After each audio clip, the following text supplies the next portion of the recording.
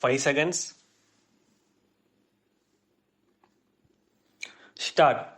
அன்புடையீர், இந்த விழாவில் ஏராளமான பொது மக்கள் குழுமியிருப்பதை பார்க்கும்போது உங்களுக்கு கல்வியில் எவ்வளவு ஆர்வம் உள்ளது என்பதை என்னால் மிகவும் நன்றாக உணர முடிகிறது. இத்தகைய நிலைமை எனக்கு மிகவும் மகிழ்ச்சி அளிப்பதாகும் என்பதை முதற்கண் நான் தெரிவித்துக்கொள்ள விரும்புகிறேன். 10 ஆண்டுகளுக்கு முன்னால் இந்த கிராமத்தில் மக்கள் தொகை குறைந்த அளவில்தான் இருந்தது. இப்போது நீங்கள் ஏறக்குறைய 1000 பேர் இருக்கிறீர்கள் என்பது வியப்பை ஏற்படுத்துவதாக உள்ளது. ஒவ்வொரு வருடமும் பல்வேறு திட்டங்களை நிறைவேற்றுவதன் மூலமாக அரசாங்கம் உங்களுடைய பிரச்சினைகளை தீர்த்து திட்டங்களை சிறப்பாக நிறைவேற்றி வரும். அரசு துறைகளுக்கு, குறிப்பாக அனைத்து அலுவலர்களுக்கும் உங்கள் அனைவரின் சார்பாக என்னுடைய நன்றியை தெரிவித்துக் கொள்கிறேன். கல்வி வளர்ச்சிக்காக இந்த ஆண்டு நிதிநிலை அறிக்கையில் ஏராளமாக நிதி ஒதுக்கப்பட்டுள்ளது. கல்விக்காக அரசு எவ்வளவு செலவழித்தாலும் உங்களுடைய பங்களிப்பும் அதில் இடம்பெற வேண்டும். உதாரணமாக, அரசு 2 வகுப்பறைகளை கட்டினால் பொதுமக்கள் 1 வகுப்பறையாவது கட்ட வேண்டும். அப்போதுதான் மக்கள் தேவைகள் விரைவில் நிறைவேறுவதற்கு வாய்ப்பு ஏற்படும் என்பதை சுட்டிக்காட்ட விரும்புகிறேன். முன்பெல்லாம் மக்களிடம் பணம் இருந்தால் இதுபோன்ற அவசியமான தேவைகளுக்கு அவர்கள் பணத்தை செலவிட மாட்டார்கள். அந்த நிலை இப்போது மாறி வருகிறது என்பதை நீங்கள் அனைவரும் நன்றாக அறிவீர்கள். இப்படிப்பட்ட பள்ளி கட்டடங்களை கட்ட வேண்டுமென்ற நல்ல சிந்தனை மக்களிடம் வளர்ந்து உள்ளது, பாராட்டத்தக்கது ஆகும். குழந்தைகளை பள்ளிகளுக்கு அனுப்பிவிட்டால் மட்டும் போதும் என்று நினைத்துவிடக் கூடாது. கல்விக்காக அரசு வருமானத்தில் 40% அளவுக்கு செலவிடப்படுகிறது.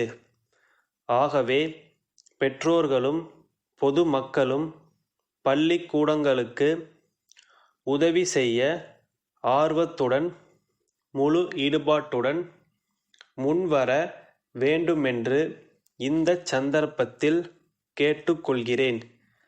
பள்ளிகளில் பயிலும் மாணவ மாணவியர் ஆரோக்கியமாக இருக்க வேண்டியது மிக மிக அவசியமானதாகும். இதற்கு தேவையான நடவடிக்கைகளை அதிகாரிகள் எடுக்க வேண்டும். ஆண்டுக்கு 1 முறையாவது அரசு மருத்துவர்களை பள்ளிக்கு அழைத்து வந்து மருத்துவ பரிசோதனைகளை செய்து முறையான சிகிச்சை அளிக்க வேண்டும்.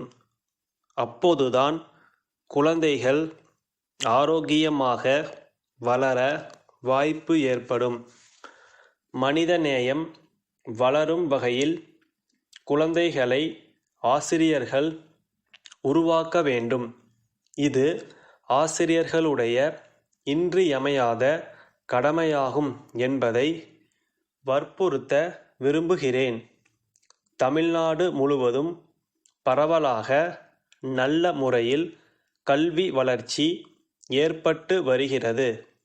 ஒவ்வொரு ஆண்டும் அரசானது புதிய தொடக்கப் பள்ளிகளை அதிக அளவில் ஏற்படுத்தி வருகிறது. இதன் மூலம் ஒரு கட்டத்தில் பள்ளிகள் இல்லாத கிராமமே இல்லை என்ற நிலை உருவாகிவிடும். இதனால் பாடுபடும் பாட்டாளிகள் மற்றும் ஏழைகளின் குழந்தைகளும் கல்வி கற்கும் நிலையும் ஏற்படும் என்பதை தெரிவித்து அமர்கிறேன். கடலூர் மாவட்ட ஆட்சித்தலைவர் திரு. ராமசாமி, சென்னை மக்கள் நல்வாழ்வுத்துறை செயலாளருக்கு எழுதிய கடிதம். ஐயா, கடலூர் மாவட்டத்தில் சுனாமி பேரலைகள் தாக்கியதில் ஆயிரக்கணக்கான மக்கள் பாதிக்கப்பட்டனர். இதில் பெரும்பாலான மக்கள் தங்கள் வீடுகளை விட்டு வெளியேறி பாதுகாப்பான இடங்களுக்கு சென்றுவிட்டனர். எஞ்சிய மக்களில் 30,000 பேர் அரசு முகாம்களில் தொடர்ந்து தங்கி வருகிறார்கள்.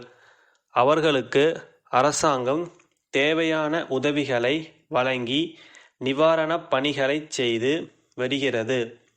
மாவட்ட நிர்வாகம் சார்பில் உடல் அளவில் பாதிக்கப்பட்டுள்ள மக்களுக்கு சிகிச்சைகளை அளிப்பதற்கு பல்வேறு குழுக்கள் அமைத்து செயல்பட்டோம். சுனாமியால் மக்கள் உடல் ரீதியாக பாதிக்கப்பட்டுள்ளதை விட மனதளவில் அதிகமாக அதிர்ச்சியடைந்து இருக்கிறார்கள். தங்கள் குடும்பத்தினர் மற்றும் உறவினர்கள் இறந்ததை நேரில் பார்த்ததால் அவர்களுக்கு இந்த நிலை உருவாகியுள்ளது. எனவே அரசாங்கம் மக்களுக்கு உதவிடும் வகையில் திறமையான மருத்துவர்கள் மற்றும் உளவியல் வல்லுநர்களை அதிகமான எண்ணிக்கையில் கடலூர் மாவட்டத்திற்கு உடனடியாக அனுப்பி வைக்க வேண்டுமென்று கேட்டுக்கொள்கிறேன். தங்கள் நம்பிக்கையுள்ள ஸ்டாப்.